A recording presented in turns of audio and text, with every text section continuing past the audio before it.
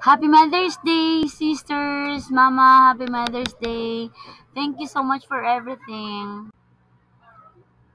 We are real superwoman sisters. Viva to Mama Girom. And I am just so proud of you, Mama Girom, that we grown like this.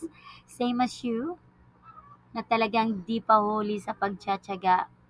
Di pa huhuli sa sakit ng ulo. Di pa huhuli sa paghihirap. Di pa huhuli sa pagiging matatag sa pagharap na ngayon at paghanda ng bukas kada araw. So stay strong, sisters. Let's enjoy our life and keep dreaming.